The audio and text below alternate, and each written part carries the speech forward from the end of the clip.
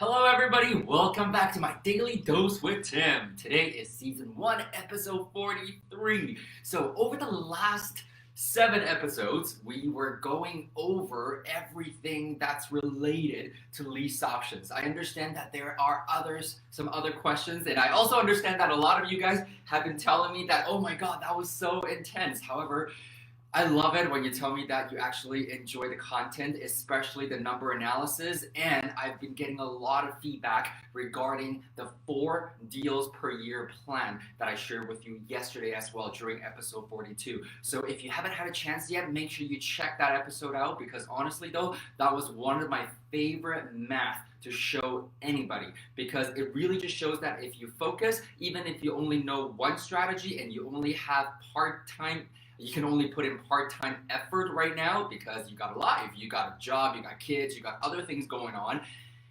Things can still happen for you because the name of the game is discipline and more importantly, consistent. As long as you get started, get yourself educated, get yourself trained to do this the right way, it can happen as quickly as 3 to 4 years. Imagine making an additional $750,000 just by doing 4 deals a year with one strategy. And we already talked about that yesterday, so I'm not going to repeat myself right now. Based on all of your feedback, today I'm just going to keep it a little light because I think it felt like a bit of a roller coaster. I know for some of you guys that have been doing this for a while now, this has been a good refresher. This is a good reminder of everything that you have learned as well, so thank you for that feedback. For some of you though, a lot of the things that I've covered so far apparently was a little overwhelming. So that's totally fine. We're going to keep it light today. And there's been a lot of questions that have come in. And so I figured today we're going to cover the 7 expenses that are commonly forgotten to be factored in by real estate investors. And the funny thing is this doesn't just happen to brand new investors. This actually happens to investors at all levels. And I'm just gonna tell you right off the bat that I'm sometimes guilty as well, even though I got spreadsheets staring at me, telling me to put in a number. I still forget to put it in sometimes. I don't know how that happens. However, that just goes to show you that you do need people supporting you, double checking your work from time to time, right? So let's go into it right now. The first thing is probably one of my favorites. We keep on saying that every single transaction that we go into, every property that we purchase, it's always about making money in the buy. So when you make money in the buy, most of the times, what that truly means is it's property first, and meaning that you're likely going to have to add value. And add value really in this world means that there's some renovation work that's needed. So it can be as simple as just updating some cabinetry panels, maybe door handles, maybe some lighting fixtures, maybe just a fresh coat of paint, maybe some flooring, whatever that may be. Nothing too major and can be done really within a couple of weeks. And if it's really the whole house, depending on how big the property is, maybe a few weeks. Okay, I'm just gonna use single family home as sort of my gauge at the moment because obviously if the bigger the property, the longer it's going to take. However, the first thing that I really want to bring up that most people forget to factor in or budget into is furnace and duct cleaning after you've done some renovation work. So I want to make sure that I remind all of you guys to do that. And you can simply call. It doesn't matter where you live. You can actually call and just get a quote. It takes about 5 minutes, and these days you can actually do them online. Very, very straightforward. So the only thing that you really need to know usually when you're organizing or inquiring for a quote for furnace and duct cleaning is the number of vents or number of registers combined within the property that you want cleaned. And then they'll usually leverage that to give you a number. So that includes your registers and your return air.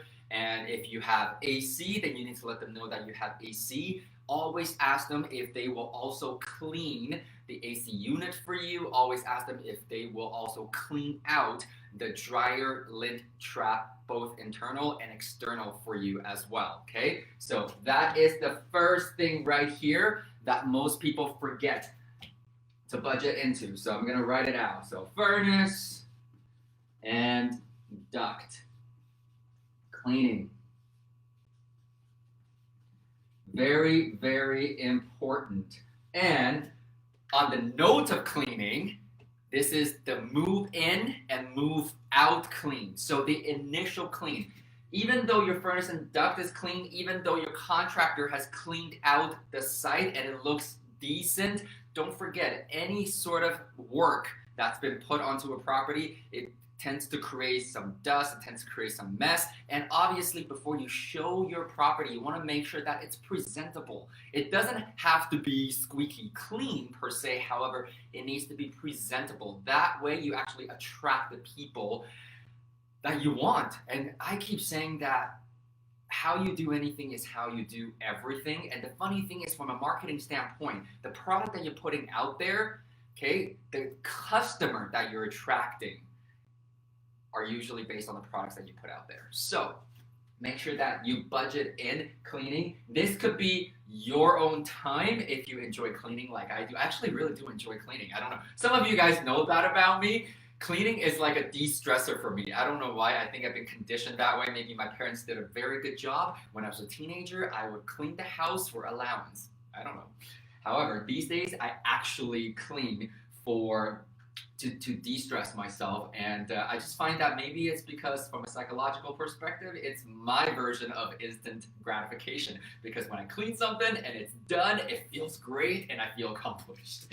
Anyways, so remember, if you want to hire this out, you budget that in. Even if you're doing it yourself, you still gotta buy supplies. I mean, you can bring some stuff from your own house, no problem at all. However, remember, this is a business expense that is tax deductible, okay? So make sure you budget that in. I'm gonna call this initial and turnover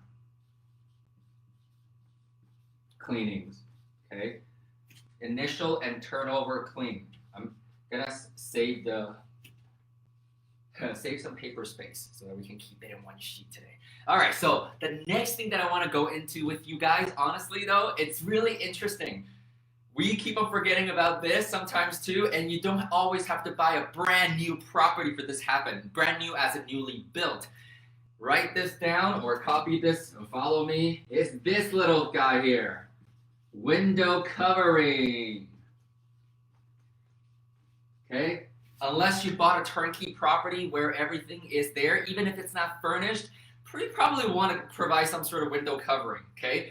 These days, we do a lot of infills and development projects, and we're noticing that, hey, that budget is actually quite significant. So this is something that you definitely want to budget into your numbers before you get into the project as well. So window covering, I mean, if it's a straight up rental, I don't know if you guys want to allow your renters to have their personal touch on it. However, my personal take is that because this is a regular straight up rental, I would probably provide that so that it's consistent. And depending on the number of properties or number of doors that you have, you might be able to negotiate with a supplier directly. So you're not going into retail spaces like Home Depot, like Renault, like Winners, those places for window coverings. You're actually able to directly order from suppliers and wholesalers to cover all of your properties. And that way, it's actually very consistent. You can build a brand that way as well. And we usually say that most of the times when we do a reno, we actually do what we call a BMW color scheme. BMW, okay? So beige, magnolia, and white. So beige, magnolia, and white. Those are the color scheme between walls, baseboards, and flooring. So those are the three colors I would choose from. So window coverings is a big one that a lot of people tend to forget. The next one, especially if you are self-managing, okay? Advertising. Advertising is a big expense, especially if you are self-managing, okay? This is something that most people tend to forget. And I understand that if you are already properly trained and if you've been coached by somebody else, you know that this can actually fall under the repair and maintenance expense, or even better yet, vacancy. However, most people I find just don't budget enough for all those three things. Those three things being vacancy and repair and maintenance that I just mentioned. Okay, everybody wants to play with the numbers so that the numbers look good before they get into a deal. However, really want to strongly caution you not to do that. So advertising, definitely you want to budget that in. So a lot of you guys actually know where you would likely going to be doing advertising on your properties to get renters, to get people's attention, to get inquiries. So it's not difficult to actually create a budget around that. Okay, so make sure you budget that expense in.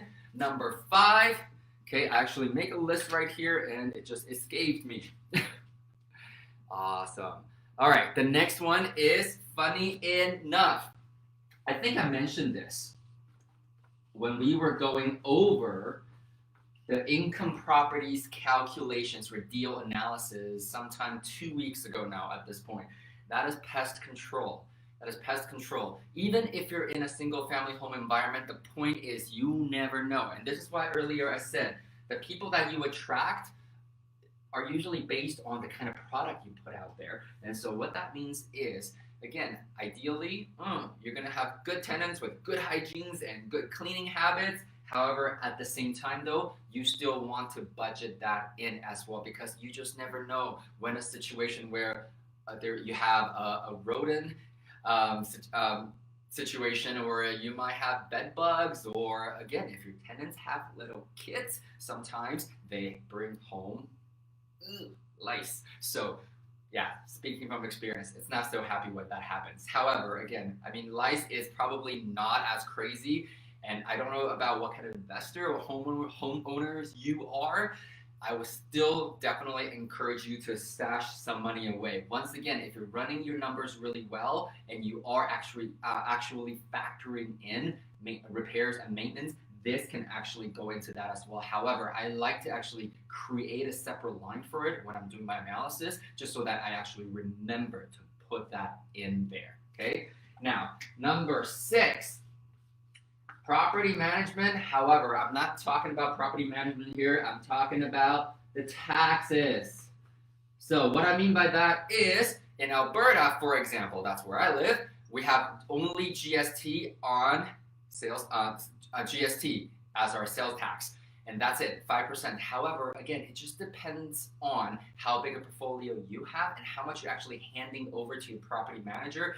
Even though that 5% taxes on, let's say, 10% of management fee on your gross revenue, it doesn't sound like a whole lot. However, it does add up over time. And especially if you're already in a market where your cash flow is already on very thin margin, or again, you basically need somebody else to help you take up the property right from the beginning. If you're in Ontario, that's 13% right there. If you're in Quebec, oh my goodness, you got tax on top of tax. So make sure when you're running your deal analysis and you're budgeting in property management, you make sure that you budget in the sales tax on top of that as well, okay? And last but not least, when we were talking about value adding to all your properties right off the bat, this is one big item: post-reno inspection. I mean, most inspections, especially on single-family properties, usually ranges anywhere between $350 to about $800 per inspection, depending on how big your property is, which market you're located in. However, you definitely want to inquire about that, because it doesn't matter how big or small the job is, you definitely want to do a post-reno inspection just to be sure that A, your general contractors delivered everything as promised. This is not a matter of trust. This is just a matter, in our opinion, of quality control. We've worked with multiple general contractors, not just across this country, however, across international borders, and we've had to leverage post-reno inspection reports to hold our general contractors available so that we can actually match the inspection report to the statement of work or the scope of work that they originally quoted using, okay? So this is our own due diligence in terms of quality control, and I just wanted to share this with you today. 7 expenses that are commonly forgotten by real estate investors. So hopefully you learned something new today. If this is a refresher for you, that's awesome. I'm happy to hear that too. So thank you so much for joining me once again at my Daily Dose with Tim. As you know, every single day during the week from Monday to Friday, I'm here with you, Facebook Live at 4:30 p.m. Pacific Time, 5:30 p.m. Mountain Standard Time, and 7:30 p.m. Eastern Standard Time. And I got 2 episodes left now for this season. This Friday is going to be the last episode for this season before I get started again with you guys in September so that we can all enjoy the remainder of summer. Today and yesterday have been two of the hottest days, like record high temperatures that we've had in Alberta in the last, I think, 3 years now. So it's been amazing. Getting a nice tan, happy about that. Anyways, just chit-chatting now. Have a great evening, everybody. Enjoy your great summer weather, and I will see you back here tomorrow. Live well, everybody.